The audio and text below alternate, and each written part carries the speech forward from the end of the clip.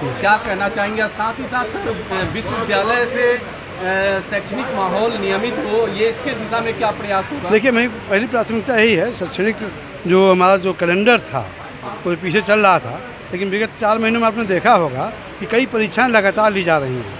और मेरा वादा है आप लोगों से भी, यहाँ की जनता से भी, यहाँ के छात्रों से भी, कि हम सितंबर 2023 तक हम 2023 का रिजल्ट दे देंगे, ये आप जान जाइए, जिससे सत्र हमारा पूरा नियमित हो जाए।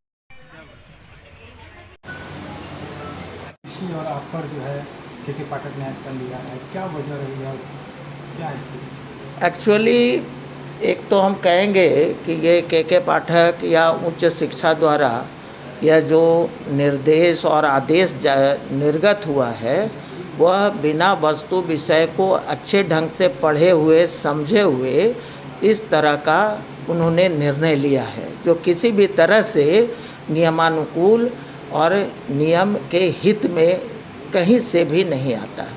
पहली बात, जहाँ तक मेरी बात है कि जो पत्र निर्गत हुआ उसमें प्रतिकुलपति को आमंत्रित किया ही नहीं गया था, इस वजह से मैंने वहाँ पर जाना उचित नहीं समझा, पहली बात। लेकिन उनके द्वारा जो दिशा निर्देश निर्गत करके जो अपेक्षित मांगा गया था सूचनाएं, उसको अपनी अध्यक्षता में कुलपति के नहीं रहने पर सारे संकायाध्यक्षों को कुल सचिव और कर्तव्य निष्ठता से उसको तैयार करवाया और मैंने उसको भेजा।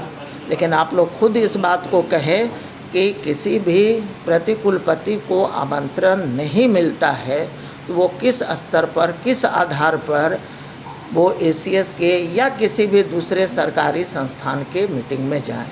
जहाँ तक कुलपति की बात है तो जो मुझे सूचना है, आधिकारिक सूचना नहीं है, कुलपति महोदय शायद छुट्टी में थे, लेकिन इसकी मुझे आधिकारिक कोई भी सूचना नहीं है और न मैं प्रभार में ही था। ऐसी स्थिति में भी मैं जाना उचित नहीं समझा। कोई हमको सूचना ही नहीं थी कि कुलपति जाएंगे या नहीं जाएंगे, वो छुट्टी में है, क्या है, इसकी सूचना नहीं है। लेकिन मूल रूप से हमें आमंत्रित नहीं किया गया था। बताया जा रहा है कि कॉलेज निरीक्षण करता था और लेट जो सत्र चल रहा है उसको लेकर भी कुछ करना था, जिसको नहीं।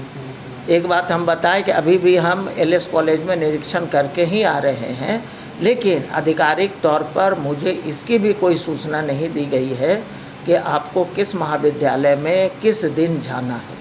और ये तो एक प्रतिकुलपति के रूप में जहाँ के कुलपति उपलब्ध नहीं हैं, वैसी स्थिति में बहुत सारे यहाँ पर प्रशासनिक दायित्वों का निर्वहन करना होता है। ऐसी परिस्थिति में तुरंत निकलकर यहाँ से शहर से बाहर जाना भी हमको उचित नहीं लगा। और कल की जो वस्तु स्थिति थी उसमें सारे पदाधिकारी पटना गए हुए थे और मैं अकेला यहाँ था, और जिसमें बहुत सारे लड़कों की समस्याओं का मैंने व्यक्तिगत रूप से बैठकर निपटारा किया।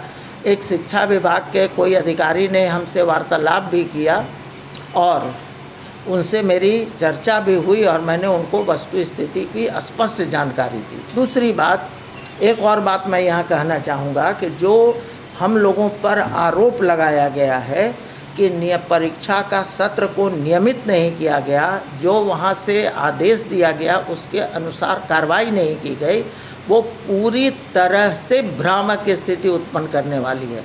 मैं आपको बताऊं कि 20-23 की परीक्षा का शेड्यूल हम लोगों ने बना दिया है। अक्टूबर में हम लोग ले रहे हैं फाइनल।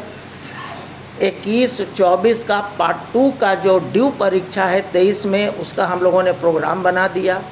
22-25 का पार्ट 1 जो ड्यू है उसकी परीक्षा हमने ले ली, और 22-24 की जो एमए की परीक्षा है उसका भी हम लोगों ने शेड्यूल बना लिया है। और महामहिम राज्यपाल महोदय और साथ ही साथ राज्य सरकार को भी पीपीटी के माध्यम से हमने उपलब्ध करा दिया।